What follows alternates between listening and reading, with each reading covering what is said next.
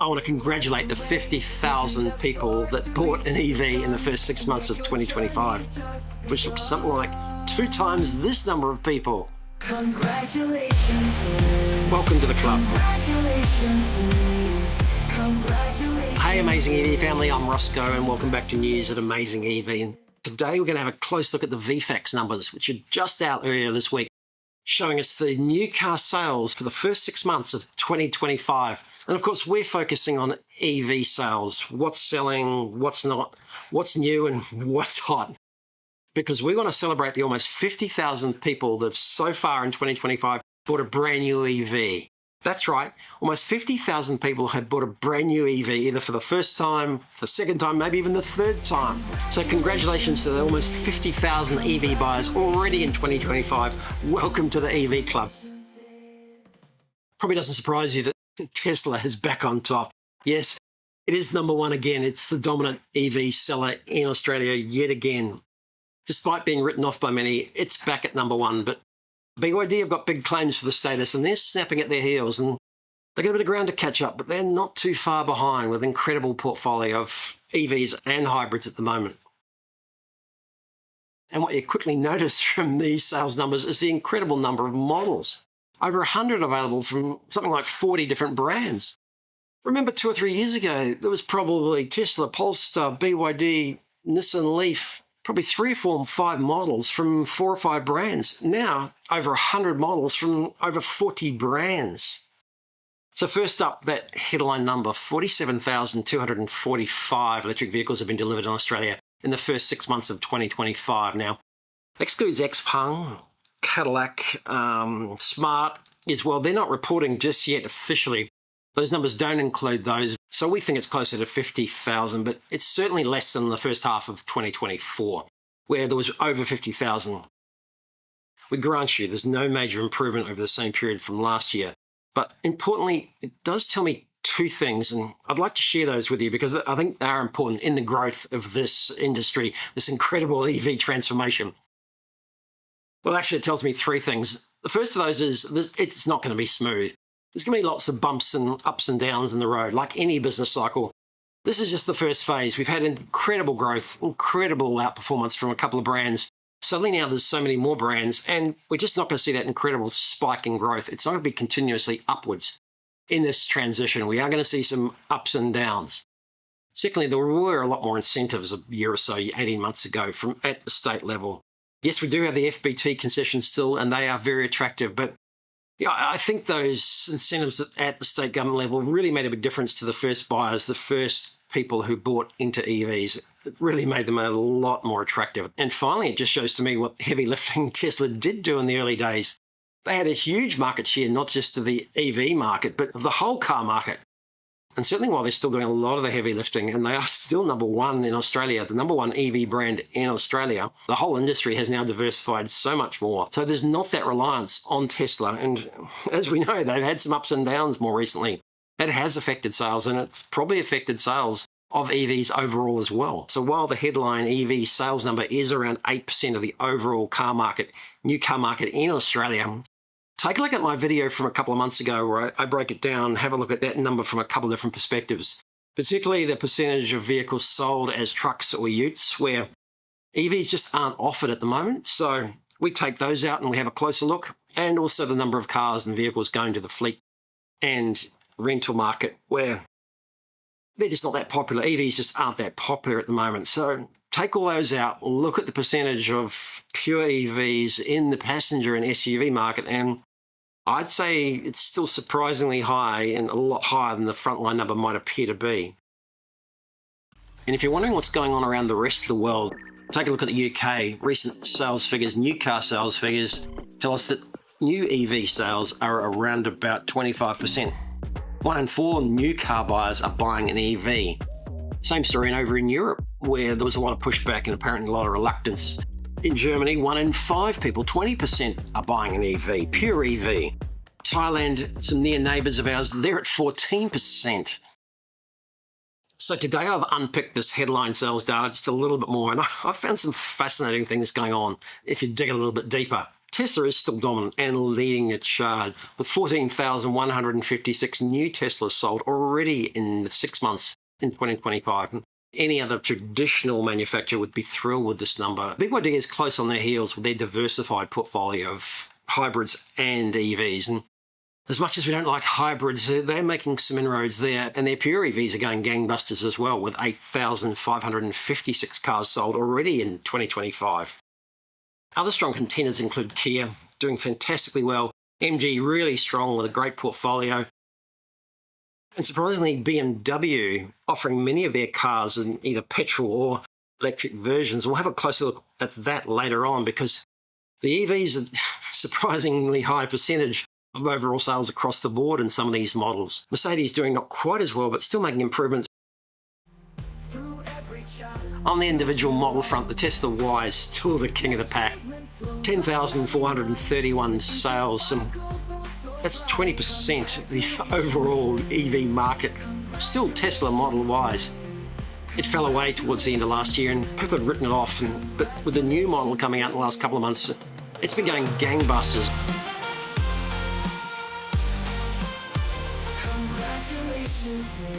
Number 2 selling model was the BYD Sealion 7 with 3,756 units sold. And at number 3, the Tesla Model 3, written off by many, but still it manages to hold third top selling spot in Australia. Incredible, really. Fascinating to me is models like the BYD Atto 3, which have been around for almost 3 years now, had a slight upgrade, but still doing really well, really strongly, largely unchanged since it was released. Certainly a lot to do with sharper pricing, and sales of the BYD Dolphin just keep swimming along nicely as well. It just shows what a big impact BYD as a brand have had here since their release in Australia. Really only 3 years ago, Build Your Dreams was laughed at to start with. Then it became BYD. Now it's fully corporate, being run by BYD and distributed by one of the biggest distributors in Australia. And BYD is just a start. And I hear you saying, well, too many Chinese companies, too many Chinese EVs. Take a look at this, right?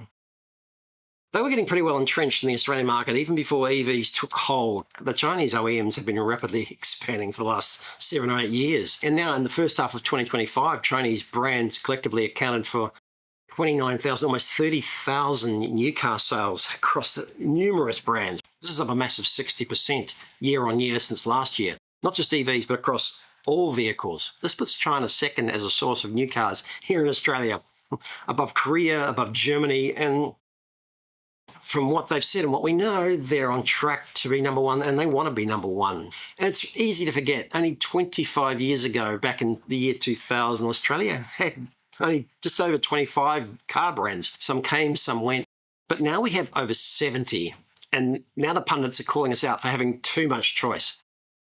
If new brands are coming in, there's going to be others that are going to get squeezed out. There's just not enough room for all of them. There's no doubt about that. Suddenly we've got a whole new world of Chinese car brands coming in, and things have got a whole lot more competitive. Take, for example, a company like Geely. Everyone's heard the Geely story now, and it's a massive company in China. It has been for years and years, but it owns 4 or 5 other brands, a few of which are already here in Australia. Zeekr, a large share of Polestar, Lotus it owns. And yet, here they come, they launched their own car, the EX5, at an incredibly affordable price at $45,000 for an SUV for another Tesla Model Y killer. And look at the sales. Already, they've gone gangbusters. Incredible success story already. In June alone, they did 822, and so far, with only 2 or 3 months reporting this year, they've done 1,845 cars. Really incredible. And there's no doubt that many of these sales, like the Xpeng G6, the Chery Motor E5, the Deepal EO7, well, in many cases, 2 or 3 months ago, it wasn't very fashionable to own a Tesla. Many were seeking a different option, and these cars came along at just the right time. We call them A-butts, and with good reason. As a Tesla owner, I can understand why someone wasn't that keen on buying a Tesla 2 or 3 months ago. Suddenly the new Model Y comes out, Tesla bounces back big time, and now you've got a whole bunch of cars in that Tesla Model Y category, all competing for the same space. You don't have to buy a Tesla if you want an EV. There's an incredible number of other options out there, and people are exploring them. Who will win? Well, Too early to say, really. Model Y still doing extraordinarily well. The others are ticking away with good numbers at this stage. As long as they get the support right, they get the infrastructure and the distribution, owners are supported, there's no reason why there won't be big successes here. Competitive pricing certainly helps, there's no doubt about that. This main thing is this is a great choice for new car buyers, and it's going to be an incredible choice for used car buyers in 1 or 2 years. If this is the new car market, we just can't wait to see what happens in the used car market. The choice is going to be incredible. Now let's talk about some of the most successful and still some of the most successful companies here in Australia. And let's start with Mazda, a powerhouse over the last 10 years in motoring in Australia. Great models, great brands. Still in the first half of 2025, they've done 48,942 cars. Fantastic. Puts them second overall. Yet when you go searching for their EV sales, they're almost non-existent. Look right down the bottom of the sales chart and you'll see a single solitary Mazda MX-30 that was discontinued probably a year ago now. Can they see what you and I see? Can they see what's going on around them? Can they see what's happening at the Chinese automotive shows? Can they see what's happening in the rest of the Australian market? Just doesn't appear that they can at the moment. This is just a fascinating disconnect here between what we're seeing from the Chinese brands, portfolios across the board, petrol, hybrid and EVs, and the Japanese brands that are just fully ensconced in petrol cars here at the moment. We know they've certainly got plans for the future. We've seen the future at the Chinese auto shows, the Shanghai Auto Show recently. We know they've got some fantastic cars coming up, beautiful models. No word about whether they're coming to the Australian markets at the moment. Just plans for development and co-development in the Chinese markets and some good interest. Mazda is just indicative of a number of companies like Subaru, Honda. We can't wait to see EVs from them. They've demonstrated that they've got the ability, they've got the capability. Nissan, please. These are strong brands, and we're not dismissing them. It's just that when they finally do get to market here, will it be too little, too late? Let's finish on a high, because there's plenty of great news that have come out of these sales charts. MG is still strong with the MG4, been going for a couple of years now. The outgoing ZS EV is still ticking away and popular. And the new S5 EV has already made an impact. MG know the secret. They've stated publicly that keen pricing and smart pricing is the answer. They can't understand why used car prices are so high and why they keep their premium. They're dedicated to offering reasonably priced brand new cars that are competitive. And they've got big plans to grow as well. And despite MG not being the most popular brand in their home country, they're certainly popular here and also in Europe and the UK as well. Then there's a bunch of premium EVs that have done really well, sold between 300 and 600 models already in 2025. Models like the EQA, the EQC, the EQB from Mercedes. The Polestar 4 is outselling Polestar 2. The Porsche Macan's doing pretty well. These cars are big money and they're doing good numbers at the moment here for EVs amongst a premium customer, right? And then below that, there's just a really broad spread of models. Not the ultra cheap yet. Still probably some premium pricing on these, but driven by brand loyalty, driven by diversification, driven by the A-butts, anything but a Tesla. People who are looking for different options, and they're finding them out there now. And have a closer look at this chart by Car Expert, where they've taken a few models that are offered as both ICE cars and EVs by the OEMs, and showed the percentage of EVs out of total sales for the first 6 months of 2025. And it is fascinating. And BMW is a case study here. Lots of models, lots of them being offered as petrol and electric cars, but fantastic percentages as EV sales. Like, really outstanding. Almost 25% of BMW sales in Australia are EVs, pure EVs, right? It's remarkable. A lot of them look like normal BMWs. The iX is a bit of an exception, but that's still selling well in numbers as well. And that's obviously got popular appeal. Vehicles like the 5 Series, the little SUVs, they're all doing extraordinarily well. And BMW is a case study here of just quietly ticking away with technology, fully committed, and through brand loyalty and customer demand, they are doing fantastically well in the EV space. Congratulations to BMW for letting the customers make the choice, producing beautiful models, and their vision of the future is outstanding, and we can't wait to see what's coming next from BMW. Just a few examples of the fascinating way the EV transition is unfolding. it's not a smooth ride. It's not going to be continuous growth. We're seeing incredible things from new brands from China. We're seeing amazing things from traditional brands. We're seeing some disappointments from other brands. But one thing is for sure, we can see it on the TV in America, in Europe, here in Australia. The rise of the Chinese OEMs is having a significant transformation on the automotive industry all over the world, and that's not going to stop anytime soon. If you're a close follower of these numbers, what do you think of the way these sales figures are unfolding?